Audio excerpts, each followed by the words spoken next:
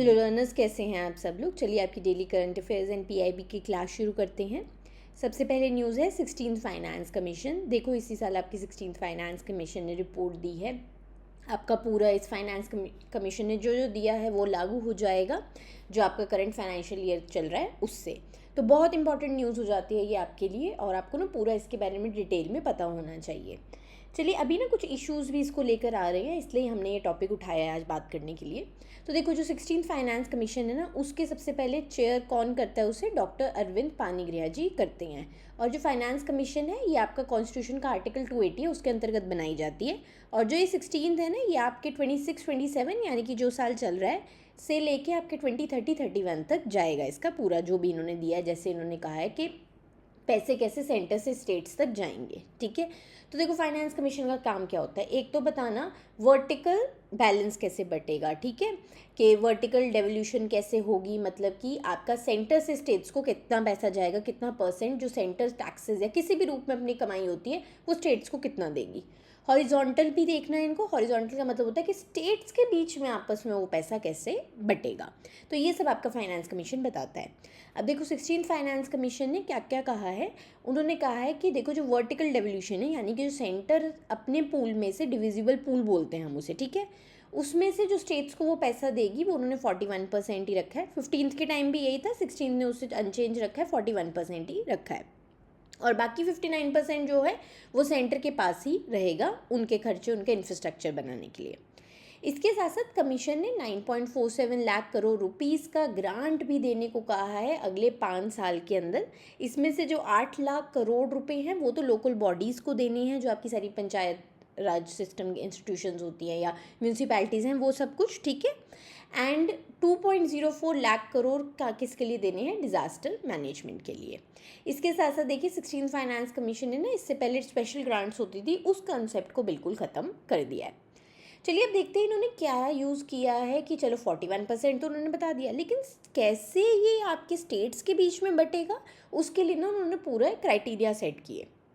सबसे पहला है इनकम डिस्टेंस, यानी कि इसमें क्या है कि कितने एक स्टेट में आपके पुअर लोग हैं। So how poor a state is compare to top 3 richest state, मतलब वहाँ के लोगों की पर कैपिटा इनकम कितनी कम है, ठीक है। एंड पुअरर स्टेट्स जो हैं उनको ज़्यादा फंड्स मिलेंगे ऑब्वियसली, क्योंकि हमें वहाँ इक्विटी लानी है ना। तो उसको जो है उन्होंने 42.5% की वेटेज दी है। पॉपुलेशन बेस्ड ऑन 2011 का जो सेंसस हुआ है उसको 17.5% की दी है। सो इसमें जो भी स्टेट का पॉपुलेशन साइज़ है उसके हिसाब से दिया गया है। देन डेमोग्राफिक परफॉर्मेंस को 10%, यानी कि ऑब्वियसली देखो उन स्टेट्स को रिवॉर्ड भी करना है। अगर मैं पॉपुलेशन के बेस पे दे दूंगी, है ना, अब जिन स्टेट्स ने अपना पॉपुलेशन को कंट्रोल किया वो कहेंगे ये तो तुम्हें हम पे पेनल्टी लगा रहे हो, तो वो कहेंगे नहीं। इसलिए उन्होंने डेमोग्राफिक परफॉर्मेंस भी, कि आपने अगर पॉपुलेशन ग्रोथ अपनी कम की है तो उसके लिए भी 10% उन्होंने रखा है वेटेज। एरिया को भी, जो भी स्टेट का एरिया है उसको 10% वेटेज। इसके साथ साथ देखो फॉरेस्ट के लिए भी, अगर किसी ने स्टेट ने 2015 से 2023 के बीच में अपने फॉरेस्ट कवर्स बढ़ाए हैं तो उसको भी 10% का वेटेज दिया जाएगा। देन जीडीपी में जो स्टेट जितना कंट्रीब्यूट करता है उसको भी 10% वेटेज दिया है। और ये बिल्कुल ब्रांड न्यू है आपका, क्योंकि देखो ऑब्वियसली स्टेट्स जो ज़्यादा कमाई करके दे रहे हैं उनको देना ही चाहिए ना ज़्यादा। इसके साथ साथ देखो एक ना पहले होता था मीट्रिक आपके 15th फाइनेंस कमीशन में, टैक्स एंड फिस्कल एफर्ट्स, उसको इन्होंने बिल्कुल ख़त्म कर दिया है। चलो अब ना इतने सब के बाद भी ना बहुत उठ रहा है कि इसके चैलेंजेस, क्या क्या इश्यूज उठ रहे हैं वो देख लेते हैं। क्योंकि देखो अगर आपको डिस्क्रिप्टिव एग्जाम में हो सकता है ये क्वेश्चन आ जाए, खासकर आरबीआई के लिए। सबसे पहले तो देखो डिविजिबल पूल जो है 41% स्टेट्स कह रहे हैं कि बहुत छोटा है, सेंटर के पास तो इतना पैसा रह गया है ना। और डिविजिबल पूल में ना आपके, एक बात मैंने आपको क्लासेस में भी बताई हुई है आपकी ईएसआई की, कि सेसेस और सरचार्जेस नहीं इंक्लूडेड होते हैं, है ना, वो तो सारे सेंटर के पास है ही हैं। उसके बाद डिविजिबल पूल में भी 41% स्टेट्स को दे रहे हैं, तो स्टेट्स कह रहे हैं ये तो देखो जी कम है। देन उसके साथ साथ सक्सेस पेनल्टी, इसमें क्या है कि आपका देखो फाइनेंस कमीशन ने क्या कहा है कि आपने जो इनकम डिस्टेंस और पॉपुलेशन वाला है ये तो हमें पेनलाइज करेंगे, है ना, कि हम अपने बढ़ा रहे हैं स्टेट को तो उस हिसाब से अब हमें पैसा आप कम दोगे, है ना। और ये जो 10% कॉन्ट्रीब्यूशन टू जीडीपी है, इसमें अभी भी जो फॉर्मूला है वो लेस डेवलप्ड स्टेट्स के टूवर्ड्स ही आपके टिल्टेड है। तो ये कह रहे हैं हाईली जो डेवलप्ड स्टेट्स हैं वो कहेंगे हमारी क्या गलती है अगर हमने अपनी डेवलपमेंट की है ना। इसके साथ साथ देखो जैसे ना पहले क्या होता था, कुछ ग्रांट्स जो होती थी वो दी जाती थी, रिवेन्यू डेफिसिट ग्रांट्स, जिसमें क्या होता था कि देखो जो स्टेट्स हैं जिनका रिवेन्यू डेफिसिट बहुत हाई चल रहा है उनको दी जाती थी। अब उन्होंने ये बिल्कुल हटा दिया है। अब 16 फाइनेंस कमीशन ने क्या कहा है कि ग्रांट्स जो हैं वो तो अगर आप अच्छा परफॉर्मेंस करोगे तो 50% तो उन्होंने कहा है हम तभी देंगे, कंडीशंस अटैच कर दी है। तो वो कह रहे हैं जो ऑलरेडी इतने फाइनेंशियल डेफिसिट बड़े बड़े चल रहे हैं अब उसको कैसे हम डील करेंगे। तो ये सारे इश्यूज़ हो रहे हैं क्रॉप अप।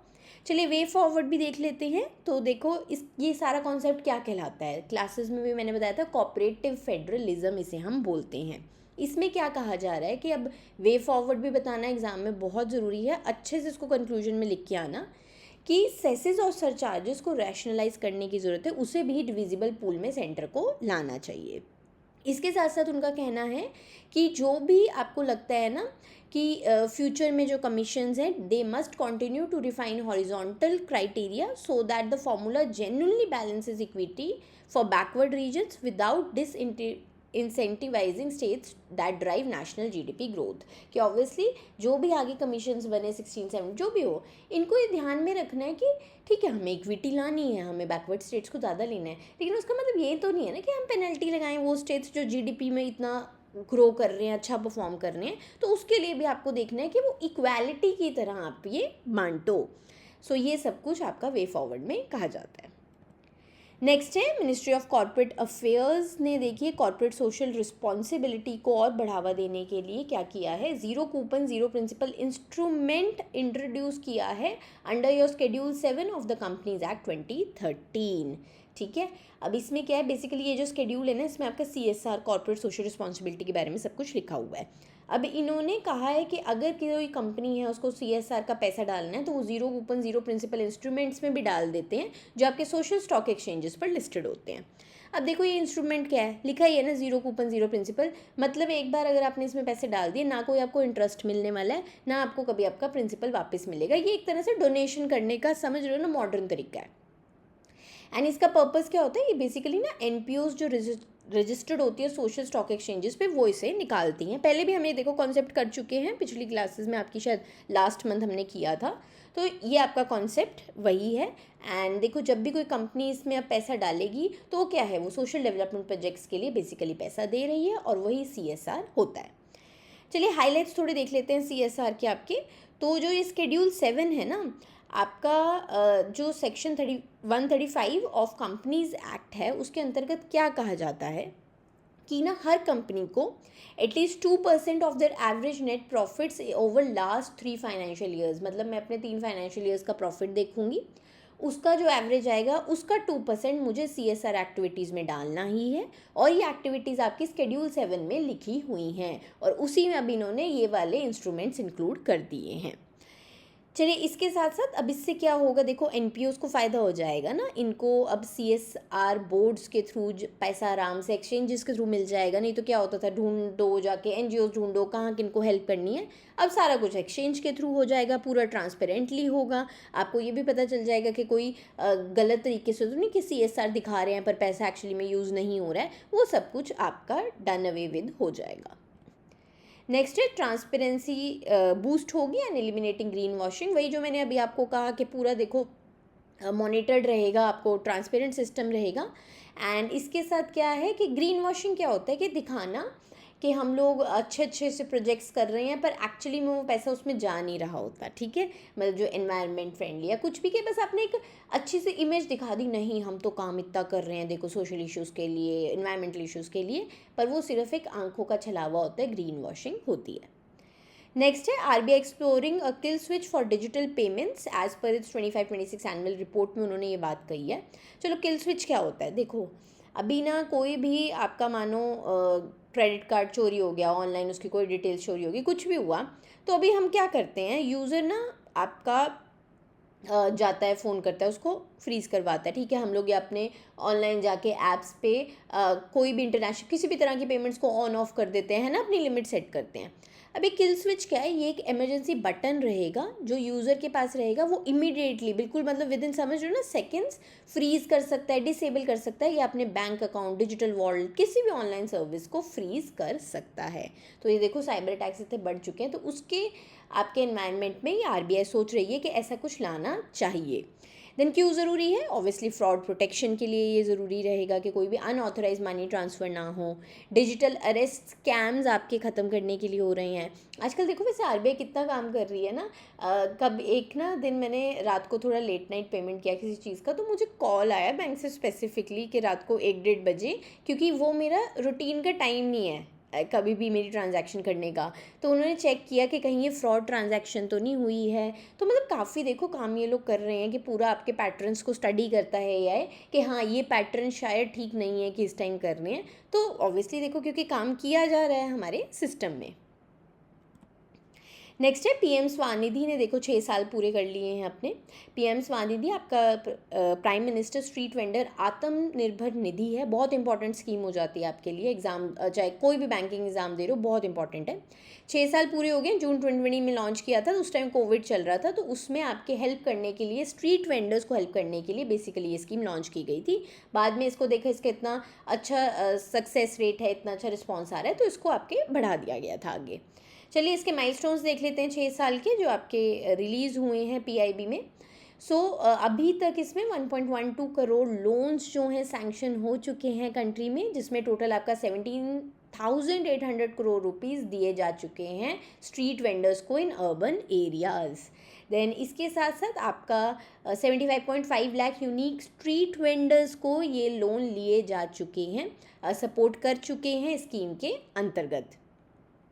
अब इसके बाद आपकी इवन की 46% बेनिफिशरीज इसमें विमेन हैं एंड 70% बेनिफिशरीज आपके मार्जिनाइज्ड कम्युनिटीज़ से हैं। तो ये आपके मतलब सोशल इश्यूज़ में बहुत इंपॉर्टेंट पॉइंट बन जाता है, आप याद रख के लिख सकते हो अपने एग्जाम में। चलिए इसके साथ साथ देखिए आपका एक सब प्रोग्राम भी इसके अंतर्गत चलाया गया था, स्वानिधि से समृद्धि।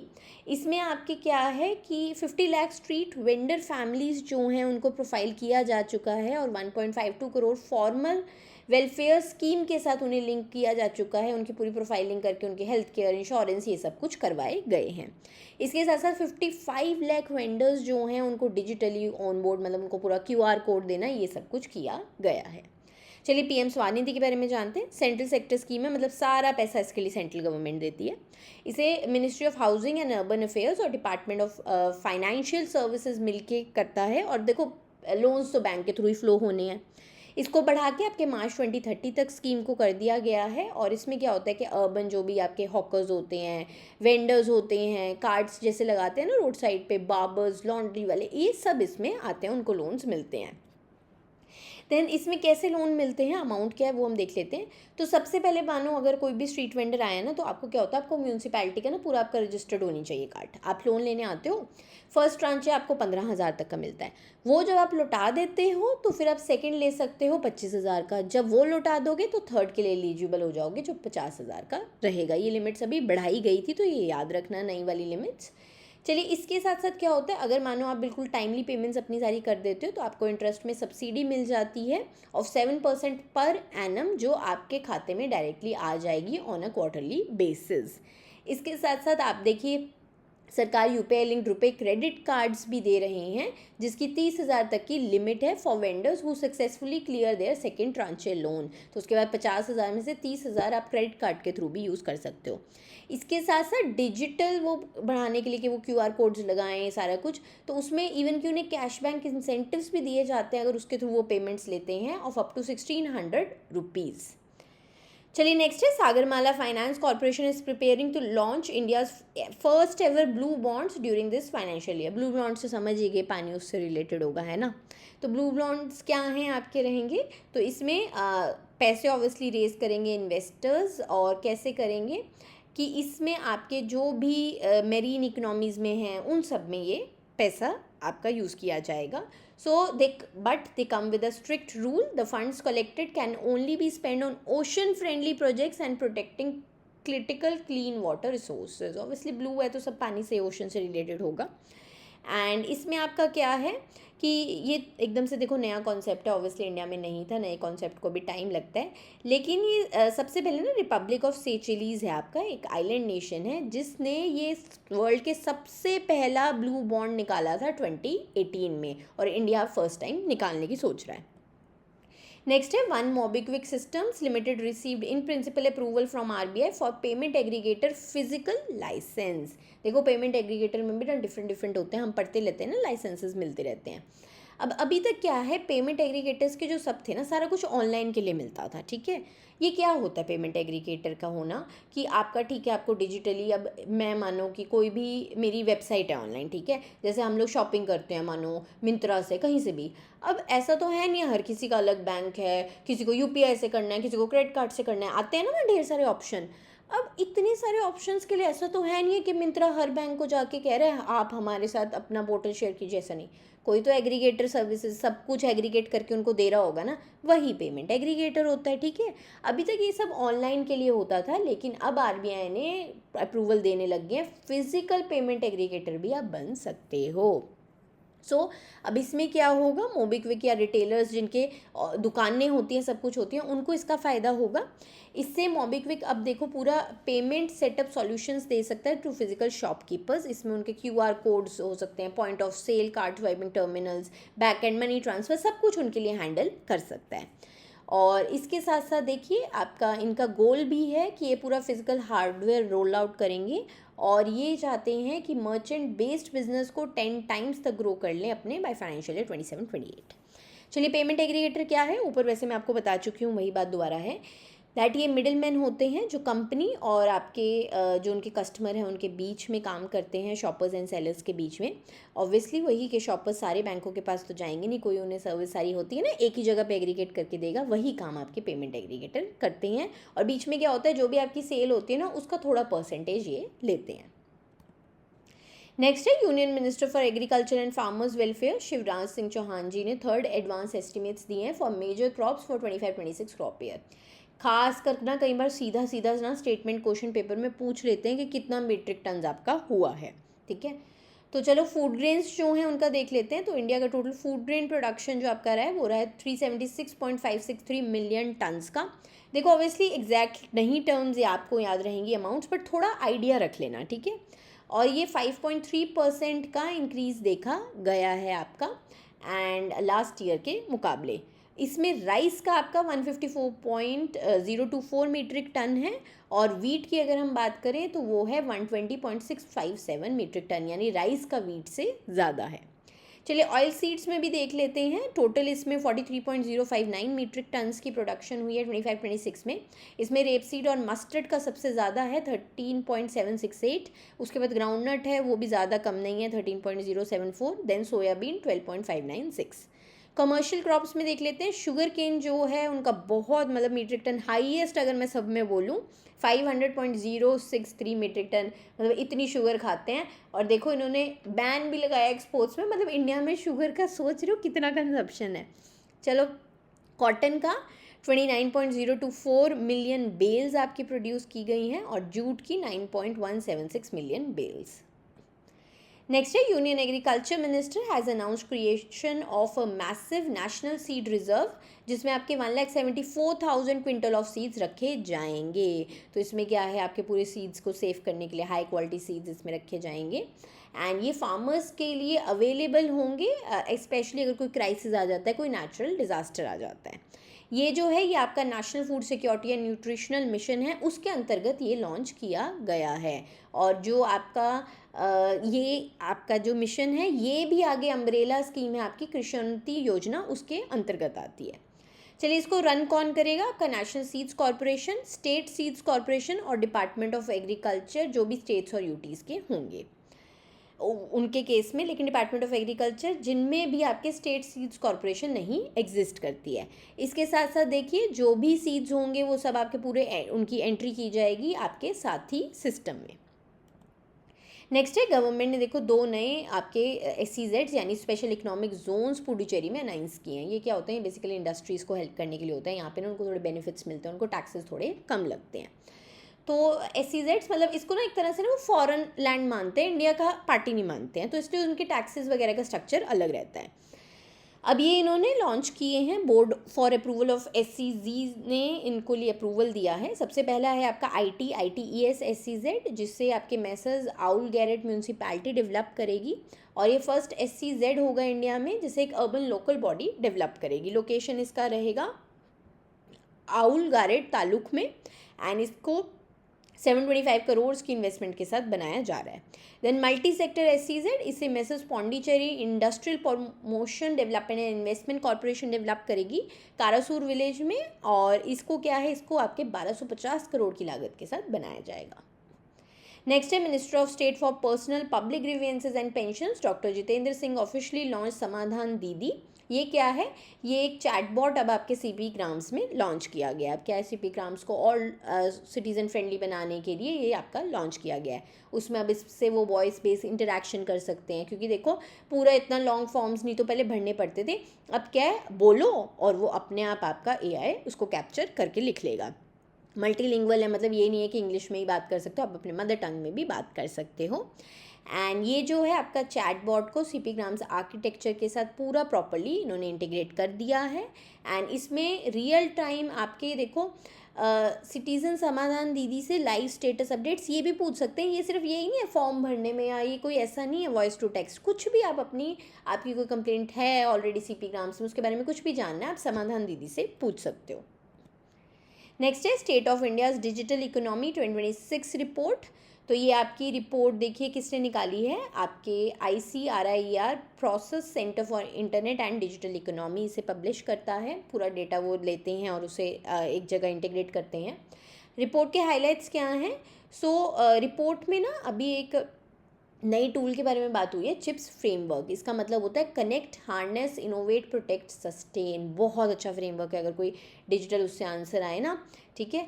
ये फ्रेमवर्क डिज़ाइन किया गया है to measure digitisation globally by looking at both the massive benefits and the real risk that come with new technologies. और देखिए इंडिया जो है उनका ग्लोबल, अगर हम डिजिटाइजेशन रैंकिंग की बात करें, वो 8th हो चुका है इन 2025 था, और 5th प्लेस पे हम आ गए हैं इन 2026। मतलब ऑब्वियसली हमारा ये जो इकोसिस्टम है, डिजिटल इकोसिस्टम, वो ग्रो कर रहा है। 8 से अब हम 5th प्लेस में आ गए हैं। और इंडिया का ये जो पूरा चिप स्कोर है कितना रहा है, 36.90। और आपके टॉप स्पोर्ट्स किसको मिले हैं, ऑब्वियसली फर्स्ट USA को, सेकेंड चाइना को। चलिए इसके साथ साथ centre of global digital leadership has officially shifted to the Indo Pacific region, ऐसा इन्होंने रिपोर्ट में कहा है। क्योंकि देखो आपके टॉप 5 इकोनॉमीज़ में USA और चाइना तो है ही हैं, लेकिन उसके साथ साथ टॉप 5 में 5th तो इंडिया हो गया, लेकिन चाइना, सिंगापुर, इंडिया, मतलब टॉप 5 में 3 तो आपके इंडो पैसिफिक वाले ही आ गए। तो मतलब इकोसिस्टम इस रीजन में बहुत ज़्यादा बढ़ गया है। इसके साथ साथ देखिए 72% ऑफ ऑल AI यूज़र्स जो हैं वो डेवलपिंग कंट्रीज़ में अब पाए जाते हैं। तो ये भी इस रिपोर्ट ने बताया है। नेक्स्ट है एज पर sample registration system statistical report 2024, India का जो टोटल फर्टिलिटी रेट है वो गिर के 1.9 हो गया है। अच्छी भी खबर है, वो बुरी भी। देखो हर चीज़ के प्रोज एंड कॉन्स होते हैं, मैं हमेशा कहती हूँ पेपर में डिस्क्रिप्टिव में खासकर दोनों बातें लिख कर आना। चलिए टोटल फर्टिलिटी रेट आपका जो है ये क्या होता है, ये इसका मतलब है कि एक वुमेन अपने पूरे लाइफ में कितने बच्चे उनके होंगे during their child bearing years, ठीक है। तो 15 to 59 की एज में बेसिकली कैलकुलेट किया जाता है। रिप्लेसमेंट लेवल देखो 2.1 का माना जाता है कि अगर एक्चुअली मुझे अपनी पॉपुलेशन को सेम ही, मतलब समझ रहे हो, गोइंग फॉरवर्ड सेम रहे, ना कम हो ना बढ़े, तो 2.1 का माना जाता है। अबव 2.1 का मतलब है पॉपुलेशन बढ़ेगी, 2.1 से नीचे का मतलब है पॉपुलेशन अब गिरनी शुरू होगी। अब देखो इंडिया में कई स्टेट्स तो हाई TFR हैं, बिहार, UP, MP हो गए, इनकी तो 2.1 से भी ऊपर है। लो TFR हो गए आपका दिल्ली, केरला, तमिलनाडु, इनमें तो काफ़ी ही आपके डिक्लाइन देखा जा रहा है। अब इसमें क्या है, मेजर फैक्टर्स क्या हैं कि ऑब्वियसली वीमेन एडुकेटेड हो चुकी हैं, आपकी प्लानिंग प्रोग्राम्स बेटर हैं, अब शादियां लेट होती हैं, तो इस वजह से ही आपके गिर रहा है। देखो अब अच्छा भी है क्योंकि पॉपुलेशन कम होगा तो स्कीम्स आपकी बेटर रहेंगी, आपके लागत गोइंग फॉरवर्ड सरकार की स्कीम्स सब्सिडीज़ में कम होगी, वो अच्छी बात है क्योंकि ग्रोथ के लिए ना ज़रूरी होती है पॉपुलेशन कम होनी। पर बुरी बात इसमें ये कहा जाती है कि क्या होगा कि अगर पॉपुलेशन गिरनी शुरू होगी तो यंग पॉपुलेशन कम हो जाएगी गोइंग फॉरवर्ड, और उसके बाद क्या है, जो आपकी ओल्ड पॉपुलेशन है वो बढ़ जाएगी। अब ओल्ड पॉपुलेशन तो डिपेंडेंट होती है ना प्रोडक्टिव या यंग पॉपुलेशन में, और वो इतनी कम पॉपुलेशन इतनी सारी ओल्ड पॉपुलेशन का कैसे भार उठाएगी। तो ये इसका कहीं ना कहीं आपके टेंशन पॉइंट्स होते हैं। नेक्स्ट है, ministry of civil aviation announce that India's flagship digital aviation platform Digi Yatra, सुना होगा अगर आप ट्रैवल करते हो फ्लाइट से। डिजी यात्रा में क्या होता है, आपका ना सब कुछ ना ऑनलाइन हो जाता है, आपको ऐसे लाइनों में ना खड़े होकर फिजिकल अपने सारे चेक नहीं करवाने पड़ते डॉक्यूमेंट्स। तो इसमें उन्होंने कहा है कि 10 करोड़ पैसेंजर जर्नीज अभी तक हो चुकी हैं, और उन्होंने जो प्रोसेसिंग टाइम है गेट्स पर वो भी 15 सेकंड से घटा के 5 सेकंड पर फ्लायर कर दिया, एवरेज टाइम जो आया। नेक्स्ट है, Andhra Pradesh teamed up with SIDBI to launch a brand new deep tech angel fund. तो इन्होंने कहा है कि पूरा हम लोग ना AI रिलेटेड, सेमीकंडक्टर्स, ऐसा पूरे सब कुछ इन इंडस्ट्रीज़ के लिए एंजल फंड लाएंगे। ऑब्वियसली क्योंकि देखो हर कोई क्या चाहता है, ये इंडस्ट्रीज़ उठें, जिनको अर्ली सीड कैपिटल नहीं मिल पाती है उस फंड के थ्रू वो देंगे। और रतन टाटा इनोवेशन हब जो है वो इसके लिए पूरा बेस की तरह एक्ट करेंगे इन स्टार्टअप्स के लिए। और जो सिडबी है वो सारा अपना फाइनेंशियल ऑब्वियसली वो देंगे, एंड एंजल इन्वेस्टमेंट्स प्रोवाइड करेंगे, सीड कैपिटल वो सब सिडबी देगा, और जगह लोकेशन हब वगैरह Ratan Tata innovation hub provide करेगा। और ये सब आपका ज़्यादा MSMEs के लिए हो रहा है। सिडबी है तो MSMEs, देखो जहाँ सिडबी लिखा है MSMEs ऑटोमेटिकली समझ लेना। नेक्स्ट है, छत्तीसगढ़ गवर्नमेंट ने आदर्श सहकार समृद्धि योजना लॉन्च की है 200 करोड़ की लागत के साथ। किस लिए? To upgrade and build modern civic infrastructure in smaller growing towns and urban centres. चलिए, RBI ने 3 मंथ एक्सटेंशन दिया है केतन मर्चेंट जी को कि वो इंटरिम CEO की तरह सर्व करते रहे ऑफ फिनो पेमेंट्स बैंक। देखो इससे पहले जो CEO थे ना उनके ऊपर कोई केस का इशू है, तो फिर इस वजह से इंटरिम आपके CEO अपॉइंट हुए थे, और इनको अब 3 मंथ का उन्होंने एक्सटेंशन दे दिया है। नेक्स्ट है, vice admiral Ajay Kochar ji officially took over as 48th vice chief of naval staff of the Indian navy. तो उन्होंने किसको लिया है, ये पोस्ट किसको सक्सीड किया है? वाइस एडमिरल संजय वत्सायन जी को, क्योंकि वो क्या बन गए हैं, वो flag officer commanding in chief बन गए हैं of the western naval command. Next है, एशियन एथलेटिक्स एसोसिएशन को ने क्या किया है, इंडिया को अवार्ड कर दिए हैं क्या, कि 2 जो अब इवेंट्स हैं वो आप करोगे, ठीक है। कौन से 2 इवेंट्स? 2027 एशियन रिले हम करेंगे, और 2028 एशियन इंडोर एथलेटिक चैम्पियनशिप्स हम कंडक्ट करेंगे, ठीक है। 2027 जो एशियन रिले है वो हम चंडीगढ़ में करेंगे, और 2028 एशियन इंडोर एथलेटिक्स चैम्पियनशिप्स हम लोग भुवनेश्वर उड़ीसा में करेंगे। कभी कभी ना सीधा क्वेश्चन बैंकिंग एग्जाम्स में पूछ लेते हैं कि हाँ 2028 एशियन इंडोर एथलेटिक चैम्पियनशिप हम किस स्टेट में करेंगे, ठीक है। चलो, इंडियन ओलंपिक एसोसिएशन की जो प्रेसिडेंट है PT उषा जी, और हॉकी इंडिया के प्रेसिडेंट दिलीप तिर्की जी ने एक बुक लॉन्च की है अभी, कौन सी? India's Olympic gold hockey triumph at Amsterdam. इस बुक को लिखा है के अरुमुगम जी ने, और ये न्यू दिल्ली में लॉन्च की गई है। पब्लिश इसे किया है स्टिक टू हॉकी ने। अब ये क्या है, ये बेसिकली आपकी 98th एनिवर्सरी को सेलिब्रेट करने के लिए लॉन्च की गई है, जहाँ पर इंडियन मेन हॉकी टीम ने कंट्री का पहला गोल्ड मेडल जीता था एम्स्टरडैम में 1928 में, मतलब समझ गए ना, आज़ाद होने से भी पहले। नेक्स्ट है, नेशनल स्टॉक एक्सचेंज ने MOU साइन किया है with steel users federation of India Mumbai Maharashtra में to jointly develop and strengthen the steel and commodity derivatives ecosystem in the country. Next है, वेस्ट बंगाल ग्रामीण बैंक ने आपका MOU साइन किया है Canara HSBC life insurance company limited के साथ to make life insurance a lot more accessible to families living in rural and semi urban pockets of West Bengal. Next है, Development Bank of Japan जो है उन्होंने आपका डील साइन की है with HDFC Capital Advisors Limited. किस लिए? कि वो पूरा ना $1 बिलियन का कॉर्पस लगाएंगे to fund the construction of affordable and mid income housing projects across India. तो इसमें जो DBG है ना, वो आपका HDFC का ना एक फंड है, HDREAM फंड, उसके थ्रू पैसा रूट करेगा। एंड कैसे कैसे फंडिंग आएगी इसमें से देखो, $500 बिलियन जो है वो HDREAM फंड के थ्रू आएगा, ठीक है। और जो बाकी $500 मिलियन है वो ग्रीन शू ऑप्शन, मतलब कि it allows them to collect additional money if investor demand is high, मतलब कि अगर उनको लगता है कि हाँ आगे हमें है ज़रूरत कि और निकालने हैं ऑप्शंस के, लोग इसको लेना चाहते हैं, तो उसे वो 500 मिलियन बाकी वो देंगे। चलिए, इसका जो है आपके और चीज़ों को स्मूथ रखने के लिए जो पैसा है आपका एच ड्रीम फंड के थ्रू तो करेंगे, उसमें पैसा डालेंगे, but HDFC capital offshore feeder fund structure के थ्रू ये रूट होगा, जो कि आपका IFSC आपकी जो इंटरनेशनल फाइनेंशियल सर्विस सेंटर है ना गिफ्ट सिटी में, उसके थ्रू रूट होगा। उससे क्या होता है, वो ना सब इंटरनेशनल ट्रांजैक्शंस में आ जाता है, थोड़ा ईजी हो जाता है सब कुछ। नेक्स्ट है राइट्स लिमिटेड, जो कि आपका पहले rail India technical and economic service कहलाता था, तो ये रेलवे का सारा टेक्निकल वो है। इन्होंने MOU साइन किया क्रिसिल के साथ to create advance data backed consulting solutions for infrastructure projects both in India and around the world. Next है इंडियन एयरफोर्स ने पार्टनर किया है IIT बॉम्बे के साथ to develop artificial intelligence driven predictive maintenance technologies for India's fleet of Sukhoi Su-30 MKI fighter aircraft. चलिए, इसके बाद आपके जेनिस जेंसा जी जो हैं आपके PM इलेक्ट हो गए हैं Slovenia for his 4th term. चलिए, इंडिया का एक स्टार्टअप है red balloon aerospace private limited, उन्होंने सक्सेसफुली इंडिया का पहला home grown stratospheric super pressure balloon launch किया है। इसका नाम है विस्ता। ठीक है, ये आपका ना पूरा एक मिशन सना है उसके अंतर्गत इन्होंने लॉन्च किया है, और इसे विजयवाड़ा आंध्र प्रदेश से इन्होंने लॉन्च किया है।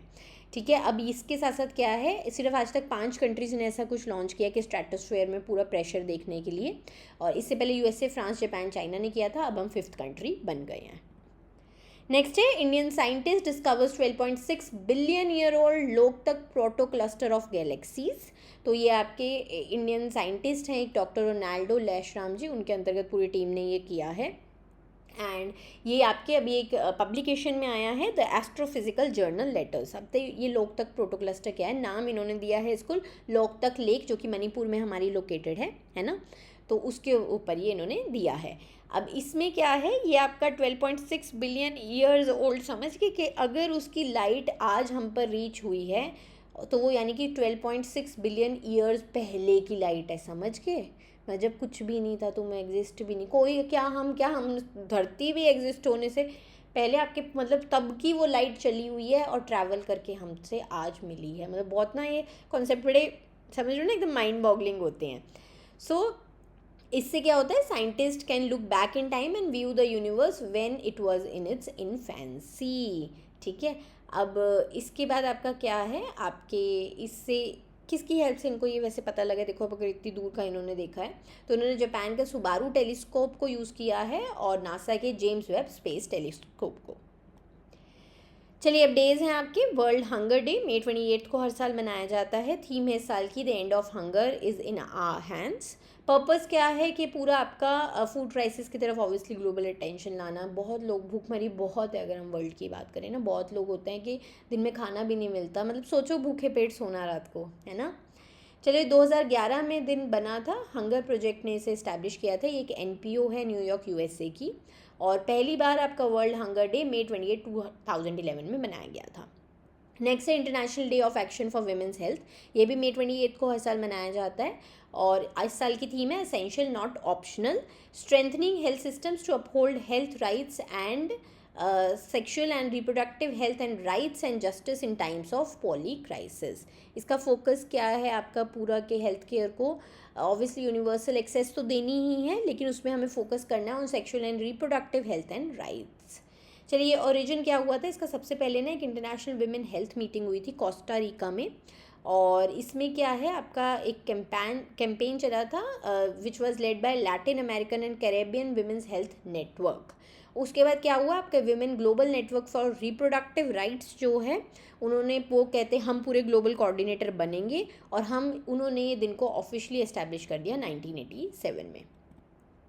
नेक्स्ट है वर्ल्ड मेंस्ट्रुअल हाइजीन डे, ये भी May 28 को मनाया जाता है। थीम है इस साल की together for a period friendly world, and इसे वॉश यूनाइटेड जो एक NGO है जर्मनी की, उसने स्टार्ट किया था, और इन्होंने May 2013 में एक कैंपेन शुरू किया था मेंस्ट्रागेवेंजा, उसके बाद ये आपका दिन स्थापित हुआ था, और फर्स्ट टाइम इसे फिर May 28, 2014 में बनाया गया था। और इसके लिए आपका देखो ये 28/5 पता है क्यों चुना गया है कि 28 डे का आपका साइकिल होता है जिसके बाद 5 दिन पीरियड्स आते हैं, इसलिए 28/5 28 में चुनी गई। नेक्स्ट है international Day of United Nations peace keepers. ये हर साल मई 29 को मनाया जाता है। इस साल का थीम है इन्वेस्ट इन पीस। इसे UNGA ने इस्टेब्लिश किया था, उन्होंने रेजोल्यूशन 57/129 2002 में पास किया था। तो फिर फर्स्ट टाइम ये मई 29 2003 में इसको मनाया गया था। देखो क्या है, अब इस साल ना 78th एनिवर्सरी है आपके UN पीस कीपिंग ऑपरेशंस की, ठीक है। अब यही दिन क्यों चुना गया मई 29? क्योंकि मई 29 1948 को क्या हुआ था, पहला UN पीस कीपिंग मिशन हुआ था। इसमें United Nations Truth Supervision Organization जो थी, it was launch to deploy military observers in Middle East. और कोऑर्डिनेट कौन करता है इस इवेंट को, आपके UN and its Department of Peace operations.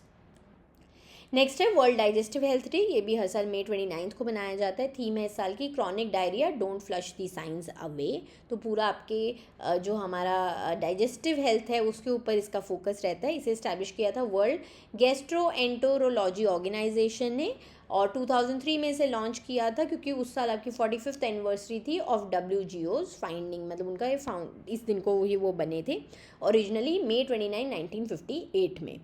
चलिए, फर्स्ट ऑब्जर्वेंस आपकी मई 29 2004 में इसकी हुई थी। Then International Day of Potato, मतलब देखो पोटैटो कितना ज़रूरी है, आलू सब्जियों का राजा। चलो, मई 30 को हर साल बनाया जाता है। थीम है 2026 की where potatoes grow livelihoods flourish. And ये मई 30 2024 को पहली बार मनाया गया था, मतलब अभी ज़्यादा पुराना नहीं है। UNGA ने रेजोल्यूशन पास किया था 78/123, उसके बाद ये दिन आपका स्थापित हो गया था। ओरिजिनली इसके लिए प्रपोजल पेरू ने दिया था, जिसे आपका होम ऑफ द पोटैटो भी माना जाता है। चलिए, लास्ट है वर्ल्ड मल्टीपल स्क्लेरोसिस डे। मई 30 को हर साल मनाया जाता है। ऑफिशियल थीम है इसका, उनका ना पूरा कैंपेन चल रहा है 2024 से 2026 तक का। उसकी थीम है माई MS डायग्नोसिस। एंड इसके जो पर्पस क्या है इसका, कि पूरा आपका मल्टीपल स्क्लेरोसिस एक ना देखो न्यूरोलॉजिकल डिसऑर्डर होता है जो आपके सेंट्रल नर्वस सिस्टम में, जिसमें अटैक होना शुरू हो जाता है। तो इसको लोगों तक अवेयरनेस पहुंचाने के लिए ये बनाया गया। फर्स्ट टाइम इसे 2009 में ऑब्जर्व किया गया था। इसको मल्टीपल स्क्लेरोसिस इंटरनेशनल फेडरेशन ने स्थापित किया है। एंड इसका यूनिवर्सल सिंबल एक ऑरेंज रिबन होता है।